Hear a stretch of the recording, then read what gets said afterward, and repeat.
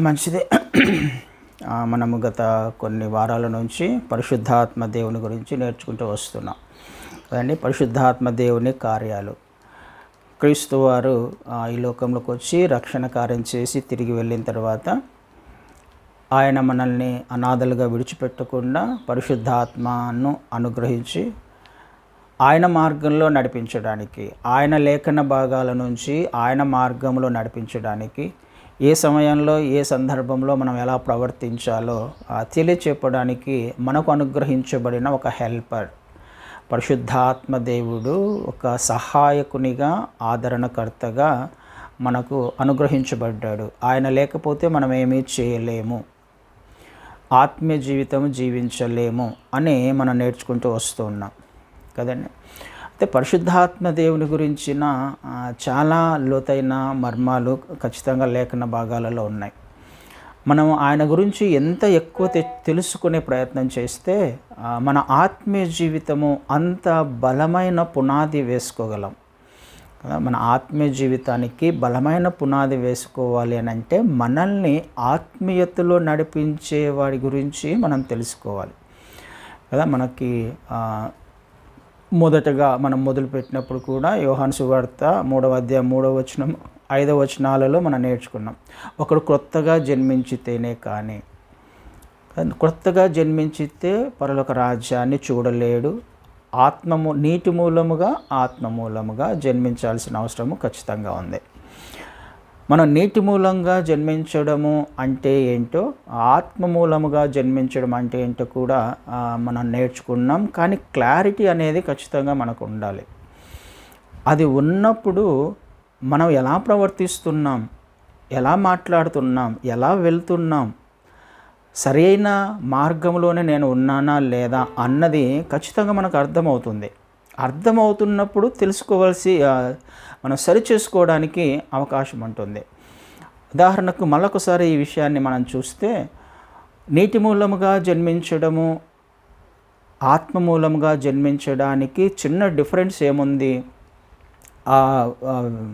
దానికి దీనికి తేడా ఏంటి అని అంటే, నీటి మూలముగా జన్మించినప్పుడు క్రీస్తు వారిని నేను అంగీకరించిన తర్వాత, మనము నీటి మూలంగా జన్మించడం అని అంటే సహజంగా వాక్యము లేకపోతే నీటి బ్యాప్టిజం తీసుకోవడం అని మాత్రమే అనుకుంటాం. నిజమే, నీటి బ్యాప్టిజం తీసుకోవడం అన్నది ఫిజికల్గా మనకు కనిపించేది.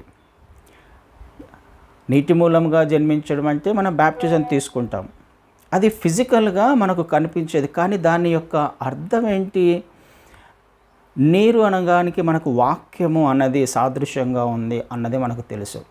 అంటే ఒక వ్యక్తి వాక్యమూలముగా జన్మించాలి, ఆత్మ మూలముగా జన్మించాలి కదండి. వాక్యానుసారముగా జన్మించాలి, దేవుని యందు జన్మించాలి, దేవునిలో జన్మించాలి. వాక్యము నిన్ను ఏ విధంగా నిన్ను మార్చడానికి పరిశుద్ధాత్మ దేవుడు సహాయము నీకు అనుగ్రహించబడింది. లేకపోతే వాక్యం ఏ మాటలు విన్నప్పుడు, ఏ వాక్యము విన్నప్పుడు, ఏ సత్యమును నువ్వు తెలుసుకున్నప్పుడు నీ హృదయములో మార్పు వచ్చింది కదా, ఆ సందర్భము నీకు కావాలి. ఆ మారు మనస్సు అన్నది నీకు కావాలి. నీటి మూలముగా జన్మించడం అన్నది ఎవరైనా వెళ్ళి నీళ్ళల్లో మునుగుతారు.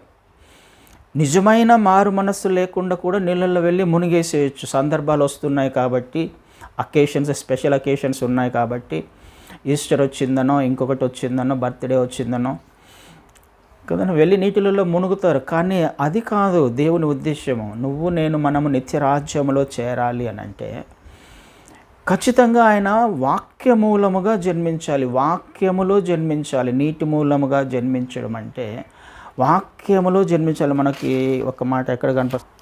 యాకోబు పత్రికలో 1వ అధ్యాయము 18వ వచనము, ఆయన తాను సృష్టించిన వాటిలో మనము ప్రథమ ఫలముగా ఉండున్నట్లు సత్యవాక్యము వలన మనలను తన సంకల్ప ప్రకారము కన్నెను. సత్యవాక్యము వలన మనల్ని ఆయన కన్నాడు.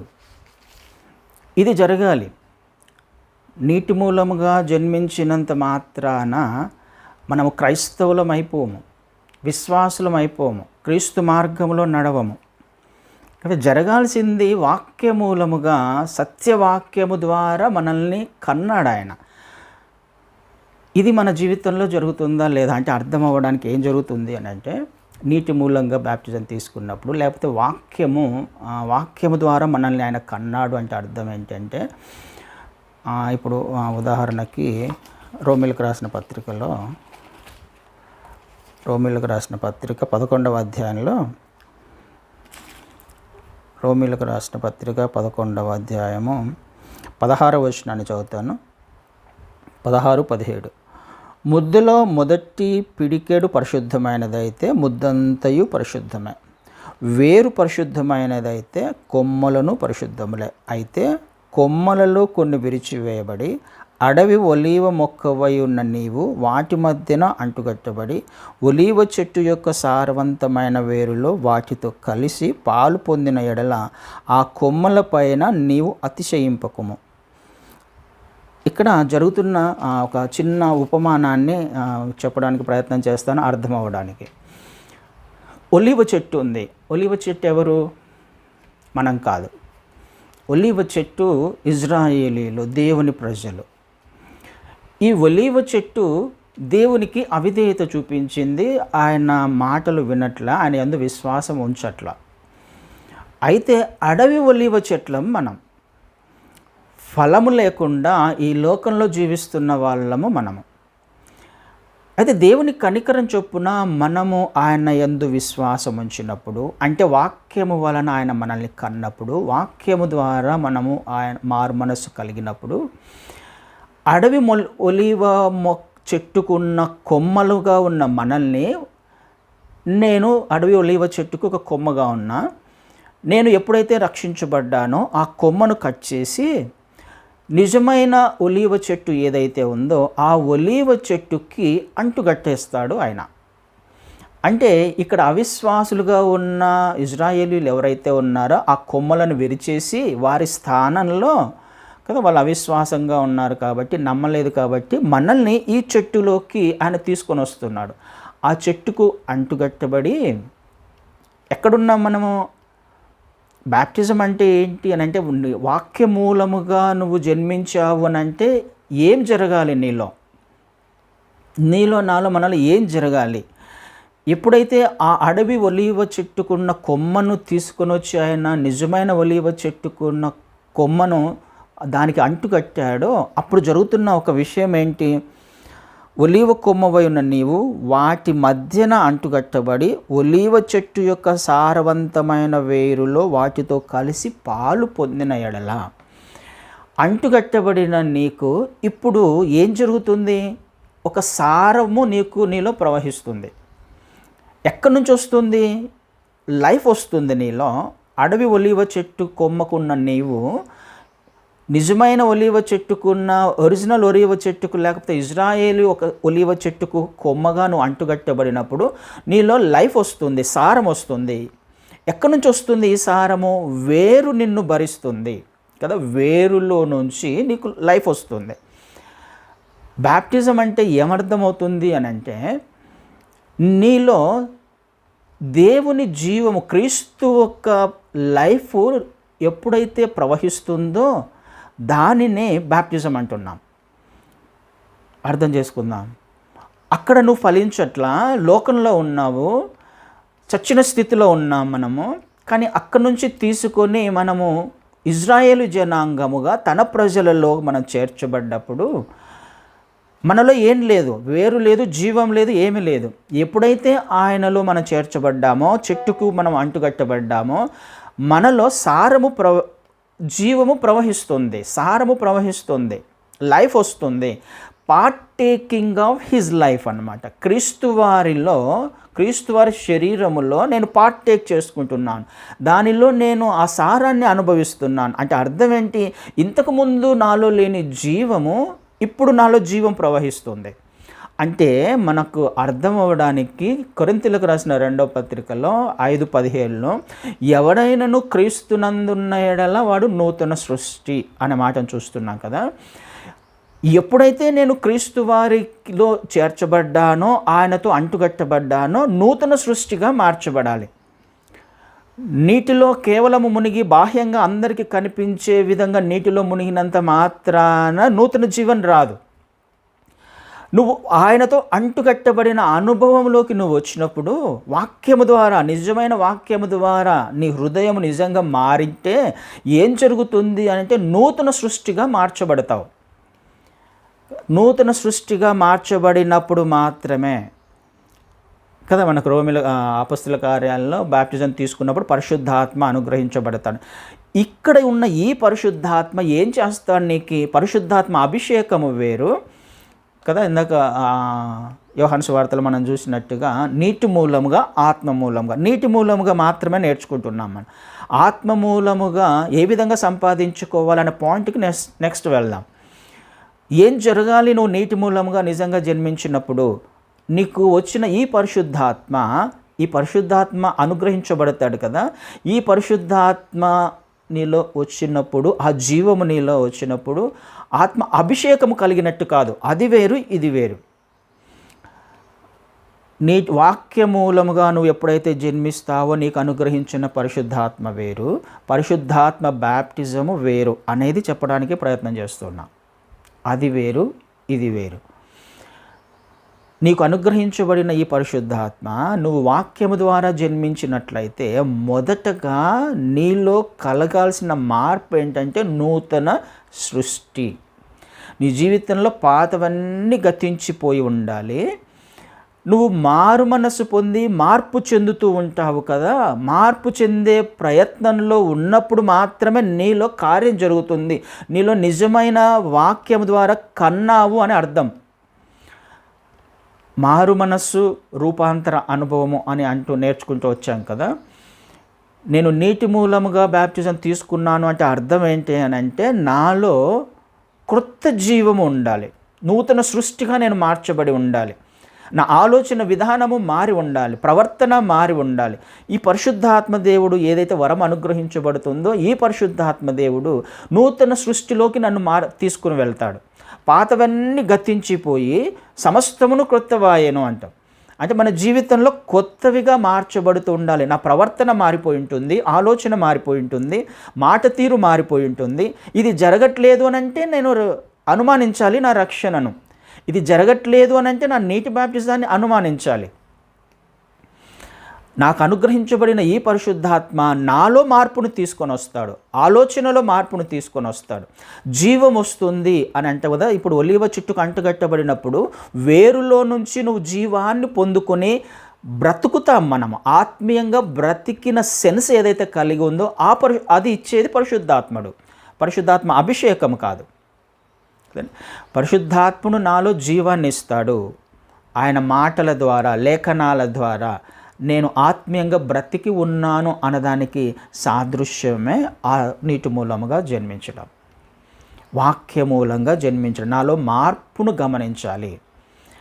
ఆలోచనలో మార్పు ఉంటుంది, క్రియల్లో మార్పు ఉంటుంది, తలంపులలో మార్పు ఉంటుంది, నా ప్రవర్తనలో మార్పు ఉంటుంది. నూతన సృష్టిగా మార్చబడుతున్నప్పుడు మాత్రమే నువ్వు నీటి మూలముగా లేకపోతే వాక్య మూలముగా జన్మించినట్టు. ఈ పని చేసేవాడు పరిశుద్ధాత్మ అనే వరం అనుగ్రహించబడుతుంది కదా. పరిశుద్ధాత్మ దేవుడు, పరిశుద్ధాత్మ అభిషేకం వేరు కదా. ఈ పాయింట్లోకి మనం రావడానికి ప్రయత్నం చేద్దాం. ఫస్ట్ ఇది క్లియర్ అయిపోతే మనలో పరిశుద్ధాత్మ దేవుని కార్యాలు జరుగుతున్నాయా? ఫస్ట్ పరిశుద్ధాత్మ అనే వరం అనుగ్రహించబడింది కదా, అందులో నాలో మార్పు ఉందా లేదా? నూతన సృష్టిగా నేను మార్చబడుతున్నానా లేదా? ఎందుకు తర్వాత వచనాలు మనకు అర్థం అవ్వడానికి ఇది చెప్తున్నా. కాబట్టి నాలో నూతన సృష్టి జరగకపోతే నా బ్యాప్టిజం సరైనది కాదు. నేను తీసుకున్న బ్యాప్టిజము నా రక్షణ సరి అయినది కాదు. ఆలోచన సరి అయినది లేకపోతే, ఆత్మీయత సరిగా లేకపోతే నేను లైఫ్ను తీసుకోవట్లే. క్రీస్తు వారిలో నుంచి లైఫ్ వస్తుంది కదా. ఇప్పుడు అంటుకట్టబడ్డాను అని అంటే ఖచ్చితంగా లైఫ్ ఫ్లో అవ్వాలి. క్రీస్తు వారి లైఫ్ ఫ్లో అవ్వాలి. ఆ వేరు ఎవరు? క్రీస్తు వారు. వేరులో నుంచి రావాలి కదా జీవము. అందులో నుంచి నీకు జీవం వస్తుందా లేదా? బయట ఉన్నప్పుడు అడవి ఒలీవ చెట్టుకున్నప్పుడు ఫలించట్లా, పాపం చేత అపరాధాల చేత చచ్చిన స్థితిలో ఉన్నాం. ఇక్కడికి వచ్చిన తర్వాత కూడా అదే స్థితిలో ఉన్నట్లయితే ఆలోచించాలి కదా. మార్పు లేనట్లయితే ఆలోచించాలి కదా. పరిశుద్ధాత్మ వరము అనుగ్రహించబడలేదనే కదా అర్థం. అనుగ్రహించబడకపోతే నూతన సృష్టి వైపుగా నా ఆత్మీయ జీవితం లేకపోతే నా రక్షణనే సరికాదు. నేను తీసుకున్న రక్షణ సరైనది కాదు. నేను వాక్యము ద్వారా నేను కనలా, నాకు అర్థం కాల వాక్యము. క్రీస్తు వారు ఎందుకు వచ్చారో అర్థం కాల. ఆయన చేసిన త్యాగం ఏంటో నాకు అర్థం కాల. ఆయన జీవము నాలో ప్రవహించకపోతే, జీవం ప్రవహిస్తుంది అని అంటే నాలో మార్పును చూడాలి, ఆలోచనలో మార్పును చూడాలి, ప్రవర్తనలో మార్పును చూడాలి. నూతన సృష్టిగా ఆయన యందు ఉన్నావా? అయితే నూతన సృష్టిగా మార్చబడి ఉండాలి నువ్వు. ఇది మనం అర్థం చేసుకోవాలి. నీటి మూలముగా జన్మించినప్పుడు ఇది జరుగుతుంది.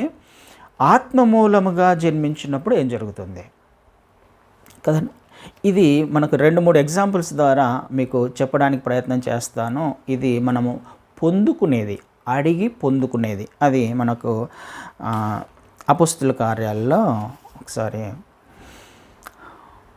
అపోస్తుల కార్యాలు 2వ అధ్యాయంలో మనకు పెంతెకోస్తు అనుభవం మనకు తెలుసు కదా. ఆ రోజు ఏం జరిగింది, పెంతెకోస్తు దినాన ఏం జరిగింది.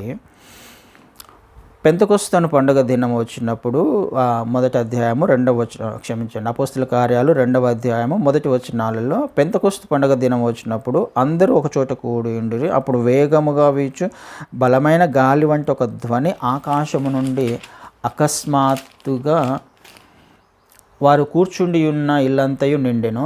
మరియు అగ్నిజ్వాలల వంటి నాలుకలు విభాగింపబడినట్టుగా వారికి కనపడి వారిలో ఒక్కొక్కరి మీద రాలగా అందరూ పరిశుద్ధాత్మతో నిండిన వారై ఆ ఆత్మ వారికి వాక్శక్తి అనుగ్రహించిన కొలది అన్య భాషలతో మాట్లాడసాగిరి.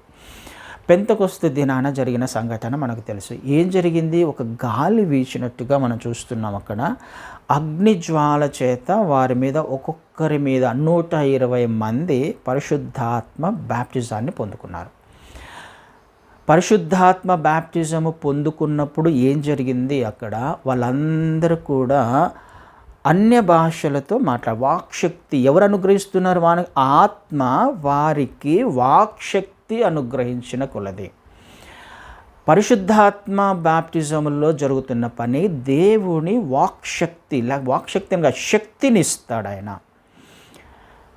శక్తినిచ్చినప్పుడు మనలో ఎక్స్టర్నల్గా ఒక విషయం మేనిఫెస్ట్ అవుతుంది కదా, బయటికి కనిపించే విధంగా ఒక విషయం మేనిఫెస్ట్ అవుతుంది.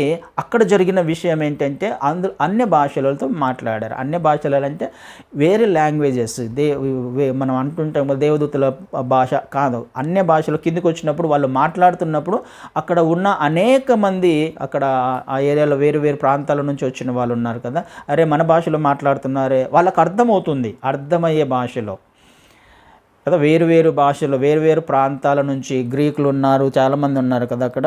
మెసొపొతేమియా నుంచి పార్దీలు, మాదీలు, పొంతు, ఇక్కడ నుంచి అందరూ వచ్చిన వాళ్ళందరూ అక్కడ ఉన్నారు.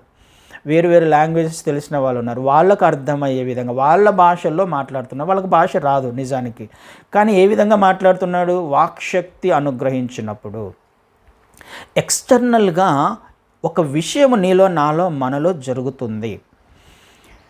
అంతవరకు బలహీనుడుగా భయపడిన వాడిగా ఉన్న పేతురు నిలబడి మాట్లాడినప్పుడు 3000 మంది అక్కడ రక్షించబడ్డట్టుగా చూస్తున్నాం. పారిపోయిన పేతురు అంతమందిలో ఇప్పుడు కొన్ని వేల మందిలో నిలబడి మాట్లాడుతూ ఉన్నాడు.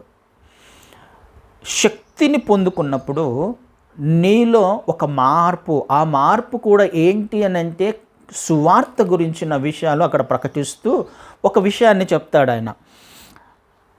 పేతురు గారు మాట్లాడుతూ 16వ వచనంలో యోవేలు ప్రవక్త ద్వారా చెప్పబడిన సంగతి ఇదే, ఏమనగా అంత్య దినముల యందు నేను మనుషులందరి మీద నా ఆత్మను కుమ్మరించెదను, మీ కుమారులను మీ కుమార్తెలను ప్రవచించెదరు, మీ యవ్వనులకు దర్శనములు కలుగును, మీ వృద్ధులు కలలు కందురు.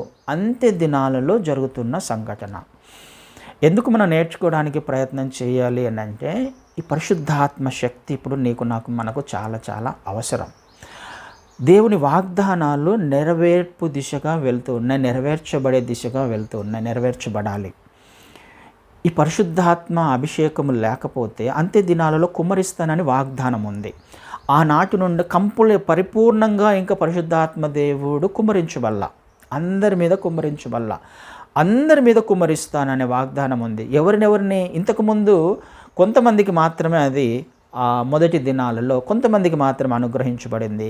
కానీ తర్వాత ఏమని రాయబడింది? అందరి మీద, మనుషులందరి మీద నా ఆత్మను కుమ్మరించేదను. మీ కుమారులు, కుమార్తెలు, యవనులు, వృద్ధులు కదండి, ఆ దినములలో దాసుల మీదను దాసురాండ్ర మీదను నా ఆత్మను కుమ్మరించేదని. ఏ రిస్ట్రిక్షన్ లేదు కదా.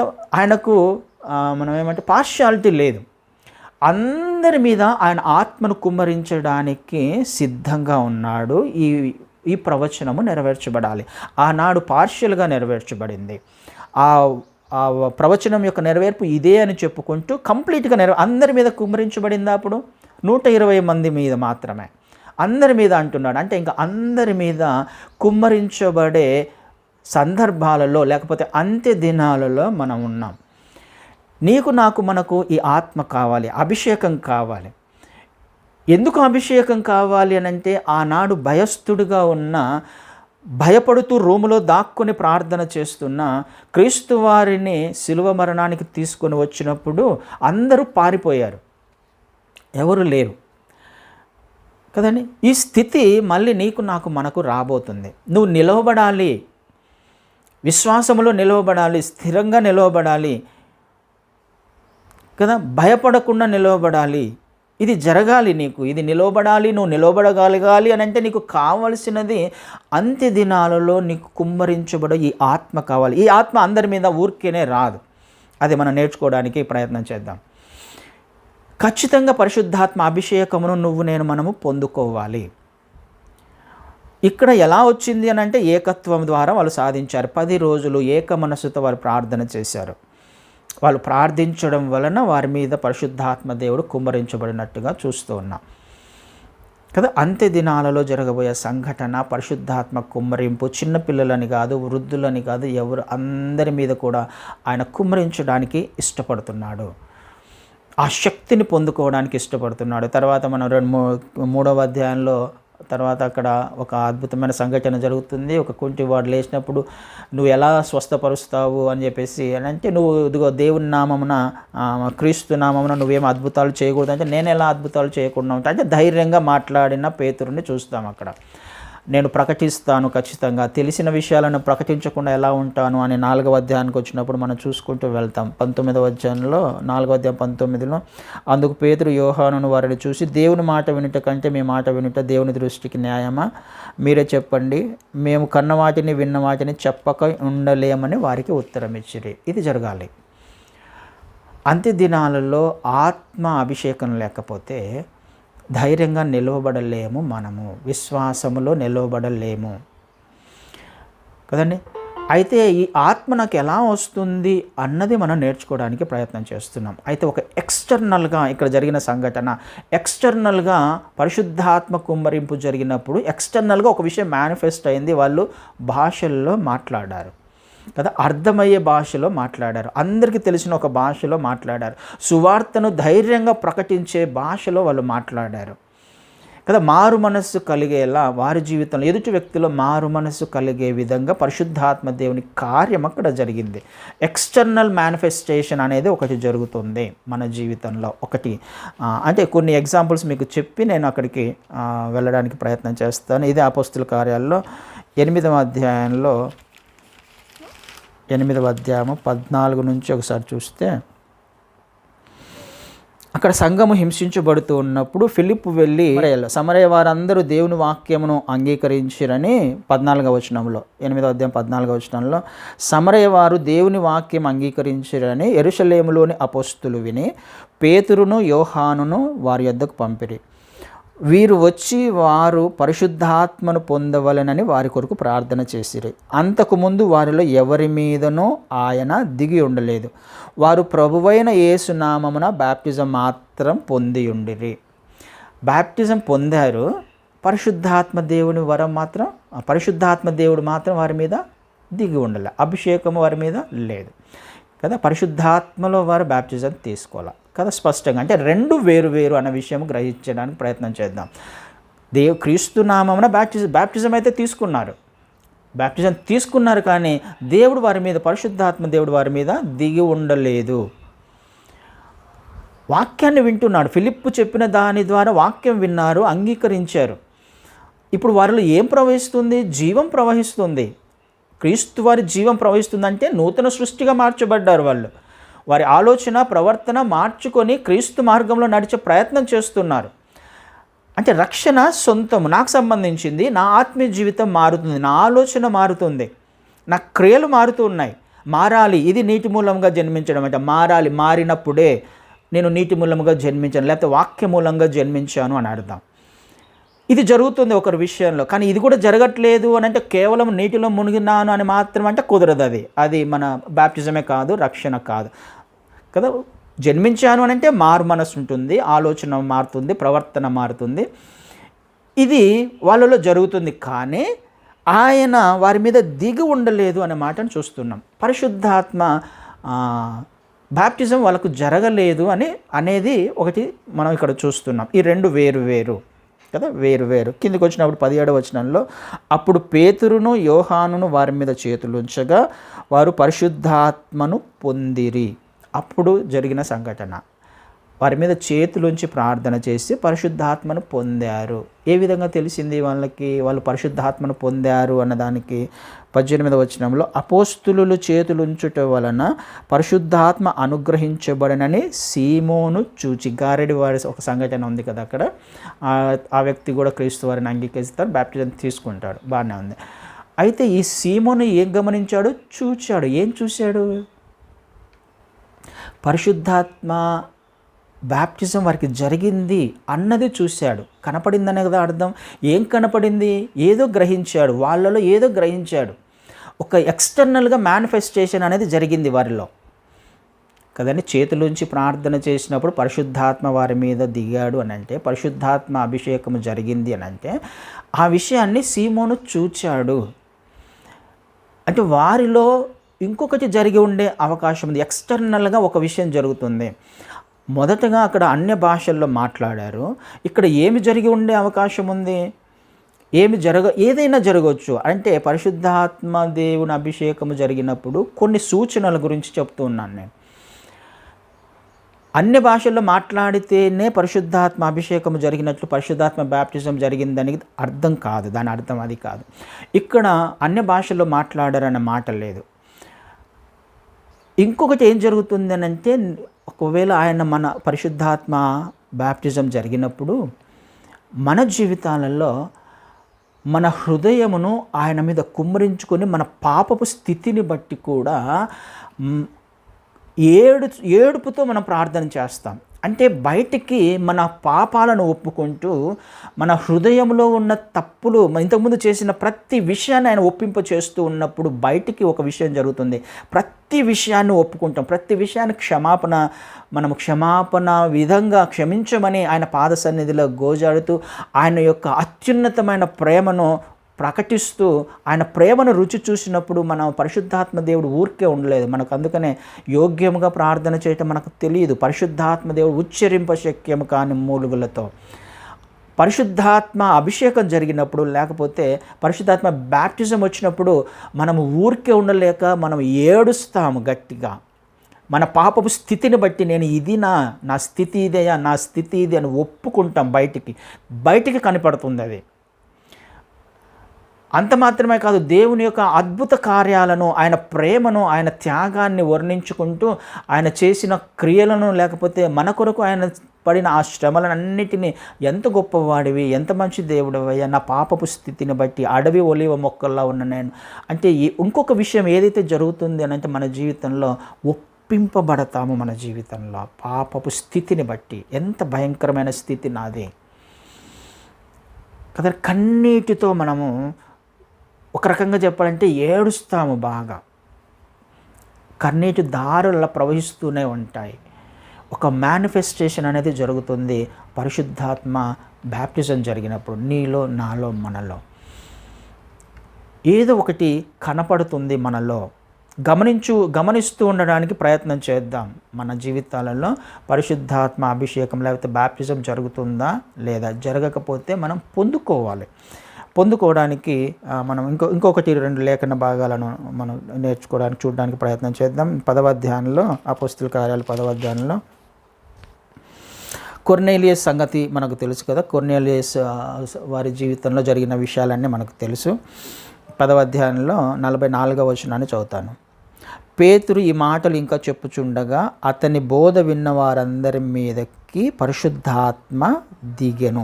సున్నతి పొందిన వారిలో పేతురుతో కూడా వచ్చిన విశ్వాసులందరూ పరిశుద్ధాత్మ వరము అన్యజనుల మీద సైతము కుమ్మరింపబడుట చూచి విభ్రాంతి నొందిరి. ఏలయనగా వారు భాషలతో మాట్లాడుచు దేవుని ఘనపరచుచుండగా వినిరి. ఏం జరుగుతుంది అక్కడ? దేవుని ఘనపరచుచుండగా వినిరి. పరిశుద్ధాత్మ అభిషేకం జరిగినప్పుడు, బ్యాప్టిజం జరిగినప్పుడు దేవుణ్ణి ఘనపరుస్తాం, మహిమపరుస్తాం.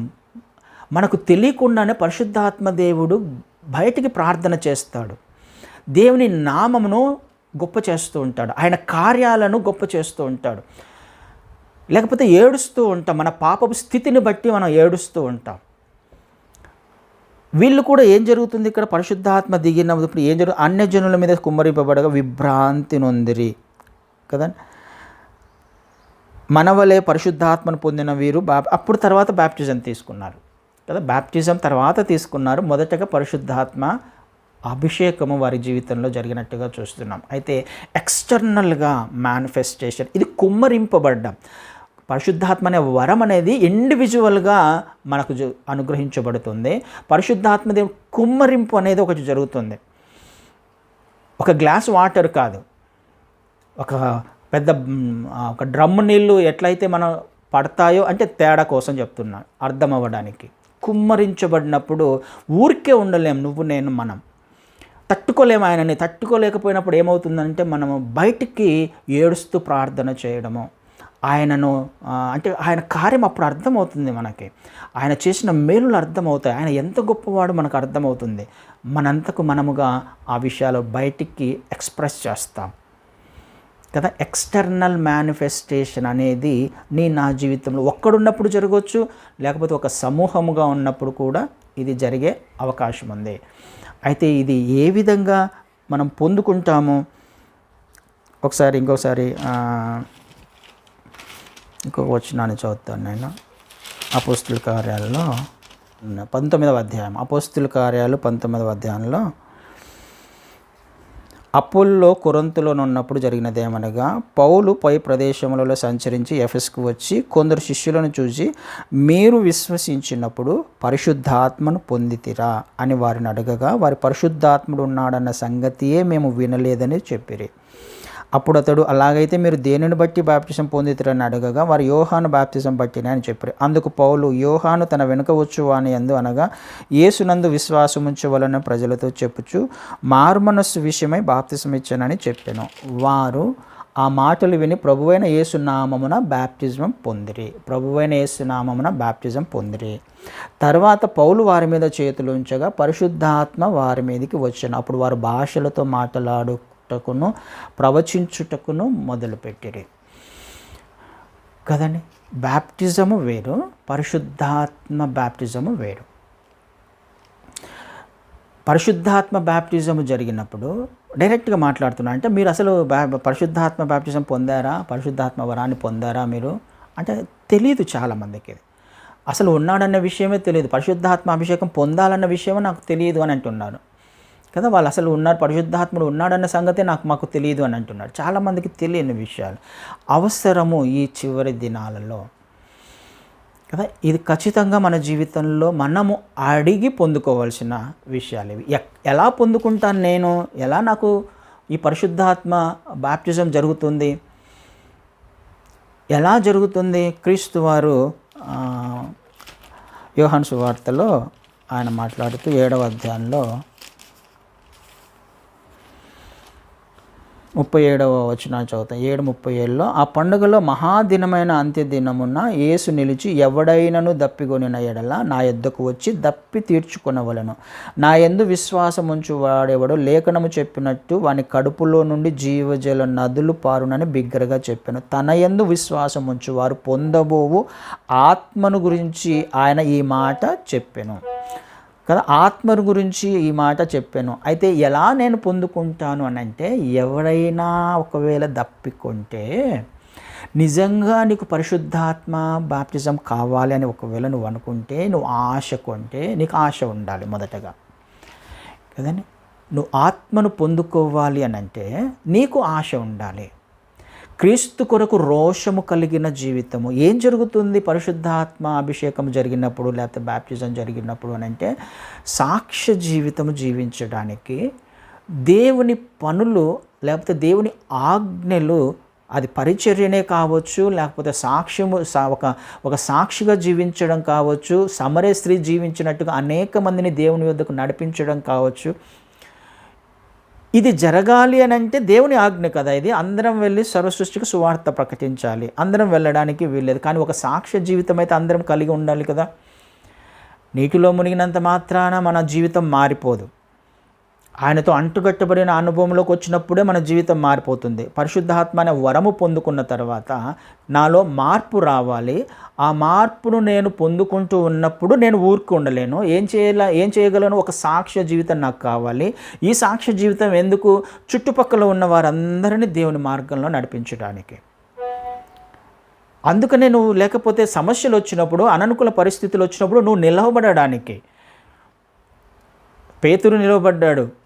సమస్య వచ్చింది, ఇంతవరకు భయపడ్డవాడు ఇప్పుడు అందరి ముందర ప్రకటించగలిగే స్థాయికి వెళ్ళాడు.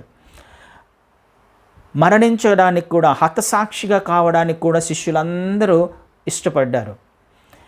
నిలవబడగలిగిన శక్తి, విశ్వాసంలో స్థిరంగా నువ్వు నిలవబడగలిగిన శక్తి రావాలి అని అంటే పరిశుద్ధాత్మ బాప్టిజం కావాలి. లేకపోతే నువ్వు వేవరవుతూ ఉంటాం. గాలికి కొట్టుకొని పోయినట్టుగా అటు కావలిస్తే అటు, ఇటు కావలిస్తే ఇటు వెళ్ళే అవకాశం ఉంది. లోకంలోకి వెళ్తావు, మళ్ళీ ఇక్కడికి రావడానికి ప్రయత్నం చేస్తావు. కానీ స్థిరంగా నువ్వు నిలవబడాలంటే మాత్రం పరిశుద్ధాత్మ బాప్టిజం ఖచ్చితంగా పొందుకోవాలి. ఎలా పొందుకుంటాను? అయ్యా నాకు కావాలి. అందుకని ఆయన అడిగితే మీకు పరిశుద్ధాత్మ అనే వరాన్ని నిశ్చయముగా ఇస్తాను అని అంటాడు కదా. మనం అడగాలి. ఎవరికైనా దాహం వేస్తే వెళ్ళి తాగడానికి ప్రయత్నం చేయాలి. దాహం వేస్తుందా? అయితే నా దగ్గరికి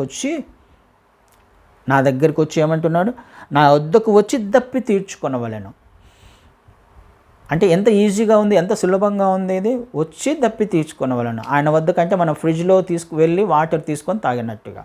అంటే మనలో మొదటగా నూతన సృష్టి అనుభవము ఉన్నప్పుడు, నూతన సృష్టిగా మార్చబడుతూ ఉన్నప్పుడు అప్పుడు వెళ్ళి, లేకపోతే నూతన సృష్టిగా మార్చబడకుండా పరిశుద్ధాత్మ అభిషేకము ఏ విధంగా, లేకపోతే పరిశుద్ధాత్మ బాప్టిజం ఏ విధంగా మనకు జరుగుతుంది? ఖచ్చితంగా జరగదు.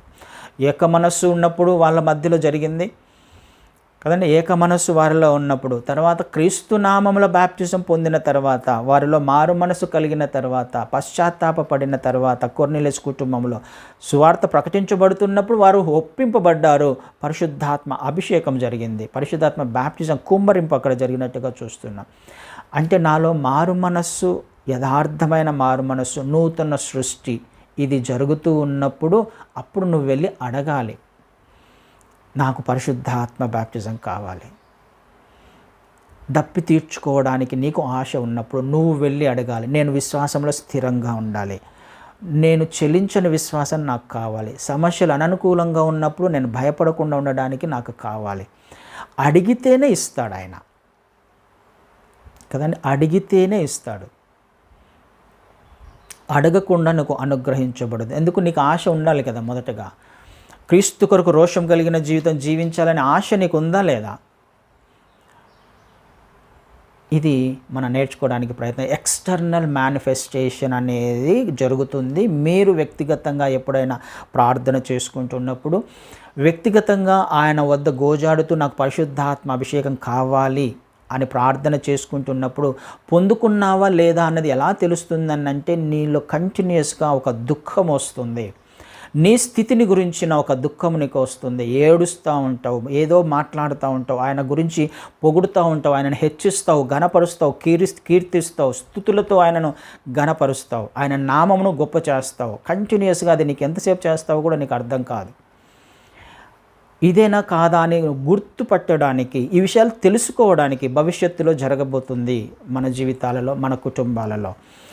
ఆయన వాగ్దానం చేశాడు కుమ్మరిస్తానని, అందరి మీద కుమ్మరిస్తానని. సిద్ధంగా ఉండాలి, పొందుకోవడానికి సిద్ధంగా ఉండాలి, ఆశతో ఉండాలి, ఆసక్తితో ఉండాలి, నిలవబడాలి. చివరి దినాలలో కఠినమైన పరిస్థితులు రాబోతున్నాయి, చూస్తూ ఉన్నాం ఏమేమి జరుగుతున్నాయో లేఖనాల నెరవేర్పు కదా. ధరలు పెరగబోతున్నాయి కదా, ఆ విషయం కూడా మనం చూస్తున్నాం. ఏం జరగబోతుందో మనం చూస్తూ ఉన్నాం.